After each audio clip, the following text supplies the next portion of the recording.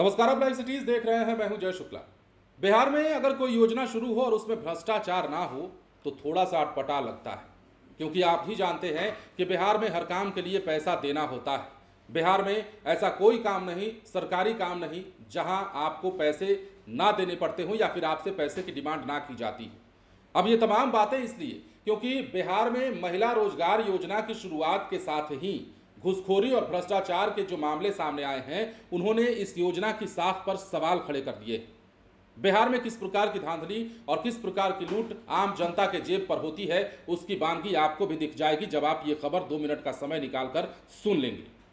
अब आपको पता है कि सरकार ने बिहार की महिलाओं के लिए क्या योजना बनाई है और किस योजना का ऐलान किया है। महज 2 दिनों में 40 लाख से ज्यादा महिलाओं ने आवेदन भी दिया है, लेकिन उससे पहले आपको ये जान लेना चाहिए कि मुख्यमंत्री रोजगार योजना के तहत महज 2 दिनों में जो आवेदन आए हैं उसमें बड़े भ्रष्टाचार भी निकले हैं। पहली किस्त के रूप में 10,000 रुपये देने का वादा हुआ है।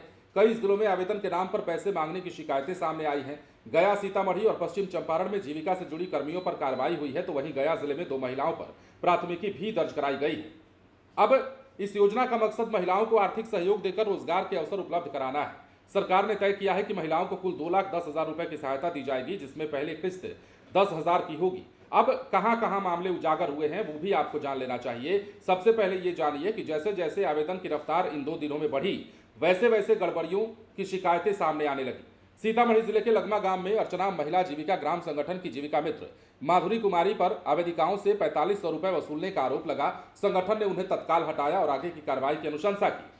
तो उसी प्रकार पश्चिमी चंपारण के नवलपुर पंचायत में पूनम देवी और आशा देवी को भी आवेदन कराने के नाम पर पैसे लेने में के आरोप में निष्कासित कर दिया गया।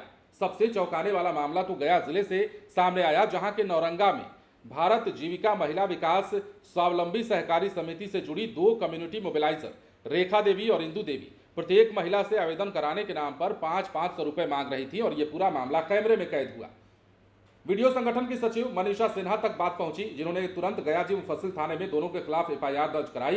पुलिस अब इस मामले की जांच कर रही है। अब आपको पता होना चाहिए कि अब तक ये योजना मुख्य रूप से ग्रामीण इलाकों तक सीमित रही, लेकिन 10 सितंबर से शहरी क्षेत्रों की महिलाएं भी इसके लिए आवेदन कर सकेंगी। आवेदन प्रक्रिया के तहत पहले महिलाओं को जीविका समूह से जोड़ा जाएगा और उसके बाद नगर निकाय स्तर पर निर्धारित संगठन की बैठक में जाकर महिलाएं औपचारिक आवेदन करेंगी। अब योजना की शर्त यह है कि आवेदन करने के 8-10 दिनों के भीतर पात्र महिलाओं के बैंक खाते में पहली किस्त की राशि भेज दी जाएगी। मुख्यमंत्री महिला रोजगार योजना का उद्देश्य है कि राज्य की महिलाएं रोजगार के नए अवसर तलाशें और आत्मनिर्भर बने। पहली किस्त 10,000 रुपए, दूसरी किस्त समीक्षा के बाद 2 लाख रुपए तक, कुल मिलाकर एक महिला को 2,10,000 रुपए तक की राशि दी जाएगी और ये धनराशि उन्हें छोटे व्यवसाय, उद्यम या फिर रोजगार शुरू करने के लिए मिलेगी। योजना का पैमाना बड़ा है और इसमें करोड़ों रुपए की राशि शामिल होगी। ऐसे में आवेदन प्रक्रिया के शुरुआती चरण में ही रिश्वतखोरी और अवैध वसूली के मामले उजागर होना चिंता की बात है। यह न केवल योजना की विश्वसनीयता पर सवाल खड़ा करता है, बल्कि गरीब और जरूरतमंद महिलाओं के अधिकार पर भी चोट करता है। अब सोचिए कि जो महिलाएं पहले से रोजगार जिनके पास नहीं है और जो रोजगार करने के लिए सरकार से पैसा लेना चाहती हैं, जो आवेदन देना चाहती हैं, उन रोजगार लेने वाली महिलाओं या फिर रोजगार की इच्छा रखने वाली महिलाओं से उस राशि देने के बदले या फिर आवेदन देने के बदले आप पैसे की उगाही कर रहे हैं। तो ये कितनी बड़ी बात है। मतलब बिहार में योजना शुरू हुआ नहीं कि भ्रष्टाचार शुरू हो जाता है। कैसे कैसे मतलब नालायक किस्म के लोग बैठे हुए हैं बिहार में इस प्रकार का काम करने के लिए, सोचकर अजीब लगता है। अब जिन पर केस हुआ है, जिनके खिलाफ कार्रवाई की गई है, वैसी मतलब अजीब किस्म की बात है। महिलाएं भी इसमें शामिल होती हैं। मतलब बेईमानी सिर्फ पुरुषों के दिमाग में नहीं, महिलाओं के दिमाग में भी है और ये सरकारी स्तर पर या निजी स्तर पर काम करने वाले कार्यालयों में भी लागू होता है। इसकी बानगी दिखी है और सरकार की महिला रोजगार योजना की शुरुआत के साथ ही रिश्वतखोरी और भ्रष्टाचार के मामले ने अब सरकार के भी कान खड़े कर दिए हैं, विभाग के भी कान खड़े कर दिए। बने रहे लाइव सिटीज के साथ। धन्यवाद।